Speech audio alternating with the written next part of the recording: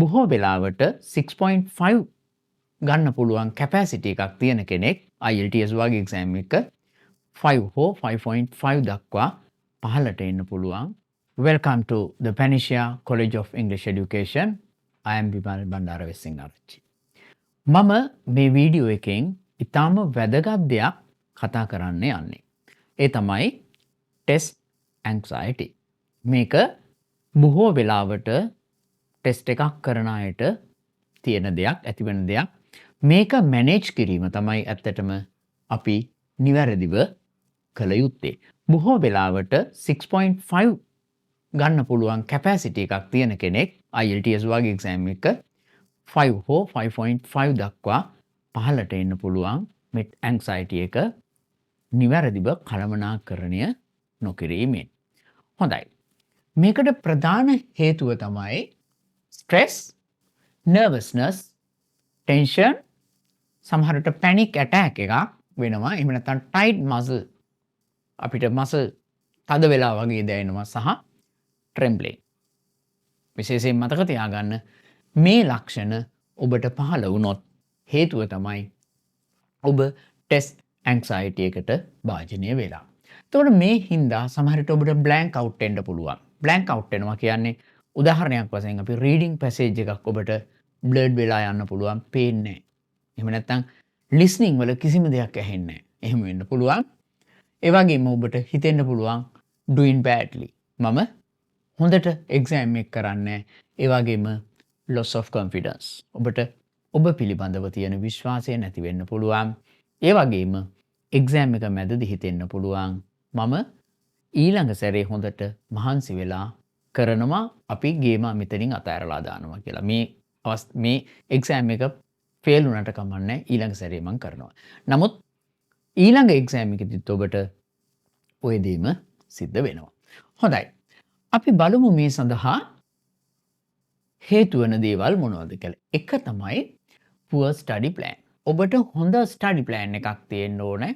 ඒක ඔබ හදාගන්න ඔබට ගැළපෙන විදියට. ඒ වගේම procrastination කියන්නේ වැඩ කල් දැමීම.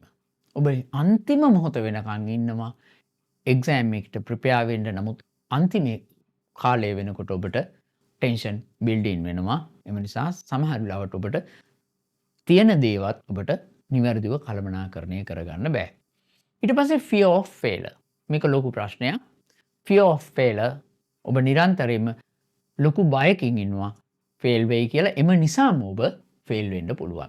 මේ වීඩියෝ එක බලන ඔබ IELTS, OET, PTE exam කරන්න බලාපොරොත්තු වෙනවා නම් අපගේ courses හා සම්බන්ධ වෙන්න පුළුවන්. එසේම ඔබට individual component එකක් සඳහා සහාය අවශ්‍ය නම්, විශේෂයෙන් speaking සහ writing correction අවශ්‍ය නම් අප හා සම්බන්ධ වෙන්න පුළුවන්. ඒ සඳහා ඔබට පහසුකම් ටෙලිෆෝන් නම්බර්ස් ඔස්සේ අපව සම්බන්ධ කරන්න පුළුවන්. එහෙම නැත්නම් WhatsApp message එකක් ඔස්සේ අප හා සම්බන්ධ වෙන්න පුළුවන්.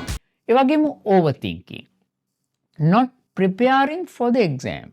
එතකොට IELTS වලට prepare වෙනකොට exam එකට prepare වෙන්න ඕනේ. අපිට දැනුම අවශ්‍යයි. නම් දැනුම exam එකට කළමනාකරණය කර ගැනීම ඉතාමත්ම වැදගත්. මොකද මෙතනදී අපිට දැනුම කළමනාකරණය කියන එක මත ගොඩක් වෙලාවට ඔබගේ බෑන්ඩ් ස්කෝර් එක රඳා පවතිනවා. ඒ වගේම තමයි problem with the teachers, methodologies and error analysis. සමහරට ඔබට හොඳ ටීචර් කෙනෙක් හම්බ නොවෙන්න පුළුවන්. ඒ වගේම ඔබ භාවිතා කරන methodologies, strategies වරදින්න පුළුවන්. ඒ වගේම error analysis පිළිබඳ ඔබ අවධානය යොමු නොකරනවා වෙන්න පුළුවන්. උදාහරණයක් වශයෙන් ඔබට නිරන්තරයෙන්ම වරදින උදාහරණයක් වශයෙන් අපි කියමු ඔබට verb එකේ s අවස්ථාව නිවැරදිව, ඒ කියන්නේ simple present he she it එක යොදනකොට ප්‍රශ්න එනවා. එහෙම නැත්නම් ඒක වචන බහුවචන this reasons වාගේ දේවල් යෙදෙනවා. එතකොට ඔබට ඒ වගේ වැරදි තියෙනවා නම් expert teacher කෙනෙක් හොයාගෙන individually correction කරගන්න. ඒවා සඳහා විශේෂ අවධානයක් යොමු කරන්න, error repeat කරන්න එපා. ඒ වගේම following bad advice සමහර වෙලාවට YouTube එහෙම තියෙනවා. සමහර වෙලාවට ඊටාම බෑඩ් ඇඩ්වයිස් තමයි දෙන්නේ. උදාහරණයක් වශයෙන් මේ වචන 10 පුළුවන් නම් IELTS උඩින්ම පාස් වෙන්න පුළුවන්. අන්න ඒ වගේ. ඒ වගේ බෑඩ් ඇඩ්වයිස් වලට යන්න එපා. හොඳ ටීචර් කෙනෙක් තෝරාගන්න. not following technique. ඒක මම ඉස්සරහදී කතා කරනවා. හොඳයි. එතකොට solutions මොනවද මේකට? මේකට solutions තමයි මේ reasons වල underline course එකට attack කරන එක. ඔබට poor study plan එකක් තියෙනවා. හොඳ study plan එකක් හදාගන්න. procrastination ඔබගේ දුර්වලතාවය ඔබ දකිනවා නිරන්තරයෙන්ම මං වැඩ කල් දානවා සහ මගේ වැඩ organize නැහැ.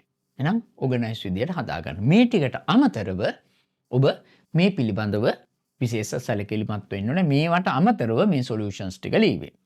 එකක් තමයි practice under examination conditions. හොඳම දේ තමයි exam එක කිට්ටු වෙනකොට under examination conditions practice කරන්න. එතකොට test anxiety එකට හොඳ solution එකක්. ඒ වගේම doing full test at a stretch. At a stretch mean එක දිගට. ඉස්සල්ලාම අපි listening එකක් කරනවා, ඊට පස්සේ reading කරනවා, ඊට පස්සේ writing කරනවා. එක දිගට exam එක කරනවා. exam කීපයක් කරන්න. එතකොට ඔබට මගදී ඇතිවන අපි කියන මේක lag එක, exam lag එක. ඒ කියන්නේ මගක් කරනකොට අපිට ඇතිවන මහන්සිය සිහින්දා සමහරවිට අපි අතාරින එක හදා ගන්න පුළුවන්. එතකොට සාමාන්‍යයෙන් 0.5 to 1.5 ඉස්සරහට ගෙනියන්න පුළුවන්. next one attending common errors. ඔබට උදාහරණයක් වශයෙන් අපි කියමු ඔයාලට subject verb agreement එකදී ප්‍රශ්නයක් තියෙනවා. ඒ නිසා එහෙම වුණොත් ඔබ subject verb agreement එක හරියට ඉගෙන ගන්න. එහෙම නැත්නම් grammar වල තවත් කොටසක් article භාවිතය ගැටලුවක්. සමහර විට ඔබ article යොදන්නේ නැහැ. හදා ගන්න. next one correction with a qualified or expert teacher. ඔබ correction කරනකොට විශේෂයෙන් individual correction කරගන්න හොඳ ටීචර් කෙනෙක්, ඒ කියන්නේ qualified ටීචර් කෙනෙක්ගෙන් කරගන්න. නැත්නම් ඔබට සමහර වෙලාවට ලොකු ගැටලු ඇති වෙනවා. ඔබ over estimate කරනවා. සමහර ටීචර් ඔබට දෙනවා 7.5 වගේ දෙයක්. ඔබ හිතනවා මම 7.5 මට්ටමේ ඉන්නේ. නමුත් exam එකේ result වෙනකොට 5.5 තියෙනවා. ඔබ හිතනවා examiner වැරදිලා අපි recorrection දානවා. recorrection දැම්මා කියලා වෙනසක් වෙන්නේ නැහැ. ඕකයි. නිසා ඒ දේ කරන්න එපා. ඒ වගේම understanding one's own capacities. අපි අපේ විවිධ අයගේ විවිධ capacities තියෙනවා. උදාහරණයක් වශයෙන් හිතන්න කෙනෙකුට විනාඩි 45ක් ඇතුළතදී reading passage එක passage 3ම කරලා ඉවර කරන්න පුළුවන්. නමුත් සමහර කෙනෙකුට හරියටම පැයක් යනවා. සමහර කෙනෙකුට පැයක් ඇතුළතදී කරන්න පුළුවන් reading වල ප්‍රශ්න 40න් ප්‍රශ්න 30ක් විතරයි. එහෙනම් අපි අපේ capacities අඳුර ගන්න ඕනේ. මේ වගේ අවස්ථාවකදී මොකද කරන්නේ? අපිට minus mark ලැබෙන්නේ නැති හින්දා අපි කොහොමද ප්‍රශ්න තෝරාගන්නේ කියන එක, එහෙම නැත්නම් passage order එක 1 2 3 යනවද? එහෙම නැත්නම් 1 3 2 යනවද කියන එක අපි තේරුම් ගන්න. බොහෝ වෙලාවට passage 1 academic වල මම කතා කරන්නේ passage 1 ලේසි. ඊට අමතරව ඔබ techniques, ඒ කියන්නේ tips, tricks, strategies සහ techniques පිළිබඳව හොඳ අවබෝධයක් තියෙන්න ඕනේ. විශේෂයෙන් reading සහ listening වලදී. උදාහරණයක් වශයෙන් අපි කිව්වොත් reading වලදී සමහර ප්‍රශ්න තියෙනවා, ගොඩක් ප්‍රශ්න තියෙනවා. ඒවා ඉන්නේ passage order තියෙන්නේ. අපි passage order question මොනවද දැනගන්න ඕනේ. ඒ වගේම සමහර වෙලාවට passage order හෝ order නොවන ප්‍රශ්න මොනවද දැනගන්න ඕනේ. සහ ඒ වගේම ඔබ ප්‍රශ්න categories කීපයකට බෙදලා අපිට ඒ ප්‍රශ්නය අනුව strategies, tricks, tips ඔබ යොදා ගන්න ඕනේ. හොඳයි. මේ මම කතා කරේ පොදු වශයෙන් ඔබට තියෙන ප්‍රශ්න, ඒ කියන්නේ test anxiety එකේ තියෙන ප්‍රශ්න.